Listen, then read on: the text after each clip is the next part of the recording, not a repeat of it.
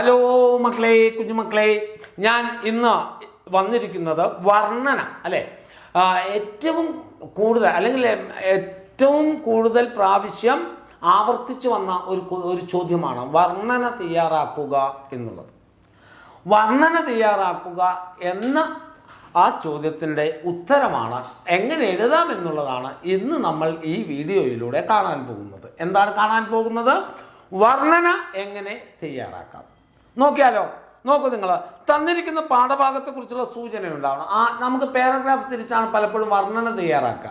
അപ്പോൾ ഏതെങ്കിലും ഒന്നിനെക്കുറിച്ച് വർണ്ണന തയ്യാറാക്കാൻ പാഠപുസ്തകത്തിൽ തന്നെ അതുപോലെ ചോദ്യം വന്നിട്ട്, അല്ലെങ്കിൽ ഏതെങ്കിലും ഒരു വർണ്ണന തയ്യാറാക്കുന്ന ഏത് പാഠത്തു നിന്നാണ് വന്നത് എന്നുള്ളത് ആദ്യം എഴുതുക. ആ പാഠഭാഗത്തെ കുറിച്ചും എഴുത്തുകാരനെ കുറിച്ചും ഒക്കെയുള്ളൊരു സൂചന ആദ്യത്തെ പാരഗ്രാഫിൽ എഴുതാൻ ശ്രമിക്കുക. മനസ്സിലായോ? പിന്നെയാണ് എന്ത് ചെയ്യേണ്ടത്? അടുത്ത ഖണ്ഡിക എന്ന് പറഞ്ഞാൽ എന്താ? പാരഗ്രാഫാണ് കേട്ടോ. അടുത്ത ഖണ്ഡികയിൽ വർണ്ണന തുടങ്ങേണ്ടതുണ്ട്. വർണ്ണന തുടങ്ങുമ്പോൾ മികവുറ്റ ഭാഷയിലാണ് നമ്മൾ എഴുതേണ്ട മക്കളെ. ഏറ്റവും നല്ല ഭാഷാ പ്രയോഗത്തിലൂടെ വേണം നമുക്ക് എന്ത് ചെയ്യാൻ, ഒരു വർണ്ണന തയ്യാറാക്കാൻ. അപ്പം ആദ്യം നിങ്ങൾ ഇൻട്രൊഡക്ഷനായിട്ട് എഴുത്തുകാരനെക്കുറിച്ചും കൃതിയെക്കുറിച്ചുമുള്ള ഒരു ചെറിയ സൂചന എഴുതുക. അതൊരു പാരഗ്രാഫ് 5-6 വാക്യങ്ങളുള്ള ചെറിയൊരു പാരഗ്രാഫ് എഴുതുക. അതിനുശേഷം എന്താണോ വർണ്ണിക്കേണ്ടത് അതിൻ്റെ വർണ്ണന തയ്യാറാക്കുക. അതിനുശേഷം മികവുറ്റ ഭാഷയിൽ അത് ആണോ എഴുതിയതെന്ന് നോക്കുക. ഓക്കെ, അപ്പം നമുക്കൊരു വർണ്ണന വായിക്കാം അല്ലേ. ഒരു ഉദാഹരണം നോക്കൂ. ഇത് നോക്കൂ, ഇത് കേരളത്തിൻ്റെ ഒരു ചിത്രമാണ്. നിങ്ങളുടെ മുന്നിൽ നിൽക്കുന്നത് കേരളത്തിൻ്റെ ഒരു ചിത്രമാണ് അല്ലേ. കേരളത്തിൻ്റെ ഒരു ചിത്രമാണ് നമ്മൾ കാണുന്നത്. ആ ചിത്രത്തെക്കുറിച്ചുള്ള വർണ്ണനയാണ് നമ്മൾ കാണാൻ പോകുന്നത്. സഞ്ചാരികളുടെ പറുദീസയായി അറിയപ്പെടുന്ന കേരളത്തിൻ്റെ പ്രകൃതി ഭംഗി അവർണ്ണനീയമാണ്. പച്ചയാം വിരിപ്പിട്ട സഖ്യനിൽ തലവെച്ചും സ്വച്ഛ ബാധി മണൽത്തിട്ടാം പാദോപധാനം പൂണ്ടും നിദ്ര ചെയ്യുന്ന കേരളം കവികൾക്കും കലാകാരന്മാർക്കും ആവിഷ്കാര വിഷയമായിരുന്നു അല്ലേ. എത്രയോ പാട്ടുകളിൽ തന്നെ കേട്ടില്ല, കേരളം കേരളം കേളി കൊട്ടുണരുന്ന കേരളം. ഇഷ്ടം പോലെ അല്ലേ. കേരനിരകളാടും കേട്ടില്ലേ പാട്ടുകളൊക്കെ. പാട്ടുകളും കവിതകളും ഒക്കെ കേരളം എപ്പോഴും ആവിഷ്കാരത്തിന് വിഷയമായി മാറാറുണ്ട്. ഭാർഗവ ക്ഷേത്രമായി അറിയപ്പെടുന്ന ഈ നാടിൻ്റെ പ്രകൃതി രമണീയത അന്യ നാട്ടുകാർക്കും ആകർഷണീയത ജനിപ്പിക്കുന്നതാണ്. കേരളത്തിലെ ഭൂപ്രകൃതിയും കാലാവസ്ഥയും എല്ലാം ആ പ്രകൃതി രമണീയതയ്ക്ക് മാറ്റുകൂട്ടുന്നു. കേരവൃക്ഷങ്ങളുടെ നാടായ കേരളത്തിൽ മറ്റു വൃക്ഷലതാദികളും സുലഭമായി കാണപ്പെടുന്നു. സമൃദ്ധമായ ജലം വഹിച്ചുകൊണ്ടൊഴുകുന്ന പുഴകളും തോടുകളും വിശാലമായ കായലുകളും ജലസേചന പദ്ധതികളും എത്ര ഇമ്പമാർന്ന കാഴ്ചകളാണ്. കണ്ടോ നിങ്ങൾ? അതിലുപയോഗിച്ചിരിക്കുന്ന ഭാഷ മികവുറ്റ ഭാഷ ഉപയോഗിക്കണമെന്ന് ഞാൻ നേരത്തെ പറഞ്ഞില്ലേ. അത് തന്നെ ഇതൊന്ന് വായിച്ച് നോക്കുമ്പോൾ മക്കൾക്ക് മനസ്സിലാവും.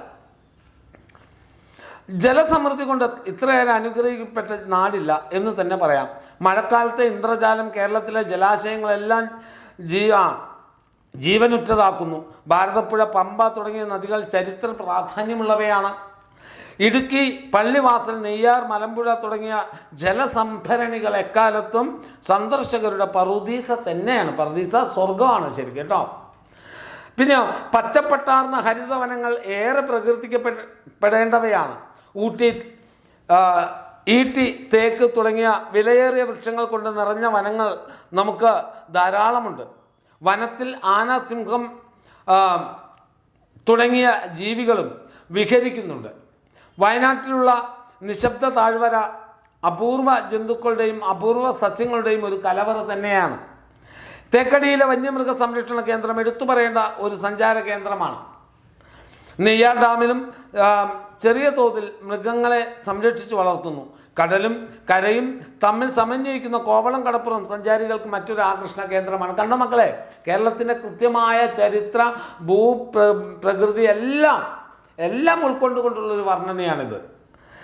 അതുപോലെ തന്നെ പല പുണ്യസ്ഥലങ്ങളും നമുക്കുണ്ട്. ആത്മീയതയുടെ പരിപാവനത കാത്തു സൂക്ഷിച്ചുകൊണ്ട് അവ നിലകൊള്ളുന്നു. വർക്കലയിലുള്ള ശിവഗിരി, അരുവിപ്പുറം, ശബരിമല തുടങ്ങിയ പുണ്യസങ്കേതങ്ങൾ പ്രകൃതി രമണീയത കൊണ്ടും ആത്മീയ ശക്തി കൊണ്ടും അനുഗ്രഹീതങ്ങളാണ്. കളകളമൊഴുകുന്ന അരുവികളിലും വൃക്ഷലതാദികളാലും പക്ഷികളാലും അവിടെ ഒരു സ്വർഗീയമായ അന്തരീക്ഷമാണുള്ളത്. കേരളത്തിൻ്റെ കിഴക്ക് കിടക്കുന്ന സഹ്യപർവ്വത നിരകൾ അതിമനോഹരം തന്നെ. അതുപോലെ തന്നെ എത്രയോ മലയടിവാരങ്ങളും മൈതാനങ്ങളും പച്ചപ്പുൽമേടുകളുമാണ് കേരളത്തിലുള്ളത്. നമ്മുടെ സമുദ്ര തീരപ്രദേശങ്ങളും അതുപോലെ തന്നെ വശ്യതയാർന്നതാണ്. മാറി മാറി വരുന്ന ഋതുക്കൾ കേരളത്തിൻ്റെ രൂപഭാവങ്ങൾക്ക് മാറ്റം വരുത്തുന്നു. കാർത്തികയിലെ ചൂടും തിരുവാതിരയിലെ കുളിർമയും നമുക്ക് പ്രിയങ്കരം തന്നെ. കണ്ടോ, ഇതൊരു വർണ്ണനയാണ് മക്കളെ. കൃത്യമായി പാരഗ്രാഫ് തിരിച്ച് അതിമനോഹരമായി തന്നെ തീർത്തിരിക്കുന്ന ഒന്നാണ് ഈ വർണ്ണന.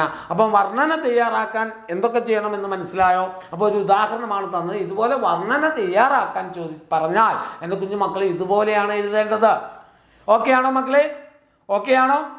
എങ്കിൽ അടുത്ത വീഡിയോ കാണും വരെ വണക്കം.